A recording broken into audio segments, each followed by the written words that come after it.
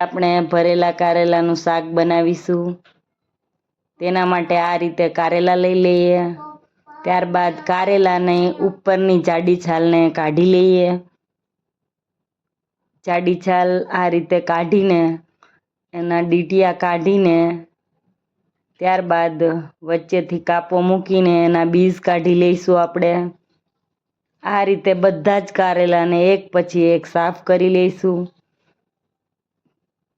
સાફ કર્યા બાદ આપણે કુકરમાં એક સીટી મારવા માટે મૂકી દઈશું।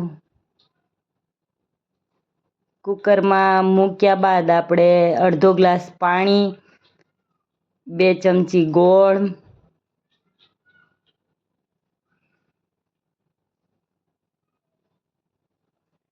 1 ચમચી મીઠું, ત્યારબાદ આપણે એક વિસલ મારીશું કુકરની।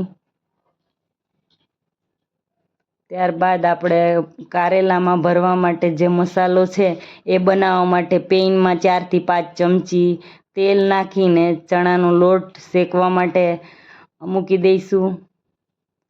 ધીમા તાપે આ ચણાનો લોટ આપણે શેકવાનો છે। 4 થી 5 મિનિટ બાદ આપણે થોડો લાલાશ પડતો થઈ જાય ત્યાં સુધી આપણે ચણાનો લોટ શેકવાનો છે।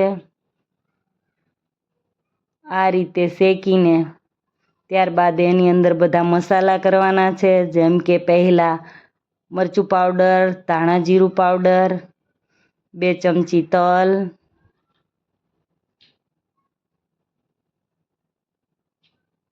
સિંગદાણાનો ભૂક્કો 3 થી 4 ચમચી,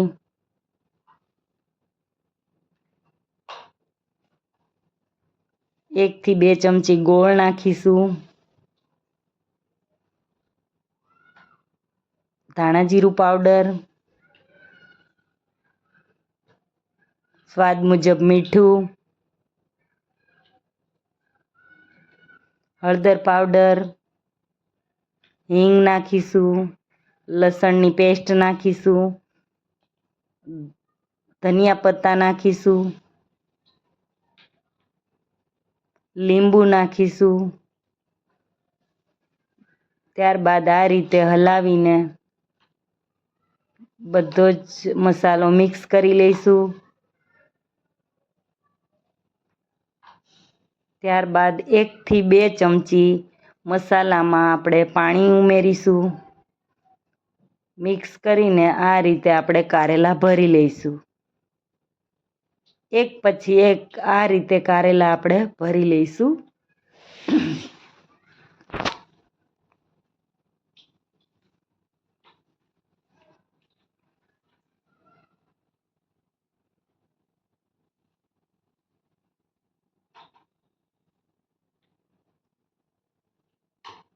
ત્યારબાદ આપણે એક કુકરમાં વઘાર માટે 4 થી 5 ચમચી તેલ મૂકીશું। તેમાં નાખીશું રાઈ અને જીરું।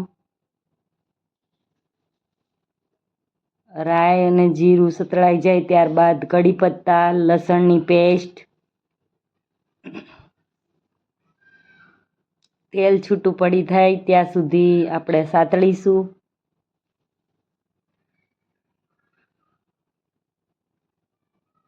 ત્યારબાદ એક ડુંગળી સંભારેલી નાખીશું।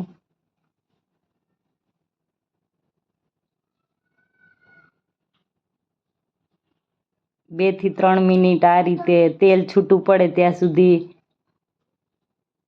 આપણે પછી ત્યારબાદ એમાં હળદર નાખીશું, ટમેટા નાખીશું।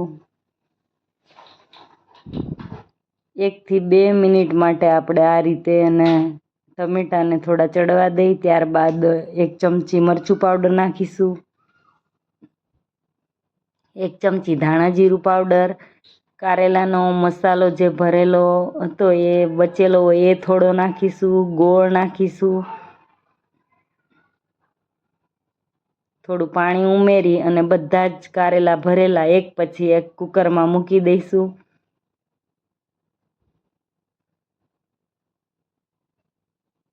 આપણે જે પ્રમાણમાં ગ્રેવી રાખવી હોય એટલા પ્રમાણમાં આપણે પાણી નાખી અને ત્યારબાદ એને આપણે કુકરમાં વિસલ મારવા માટે મૂકી દઈશું।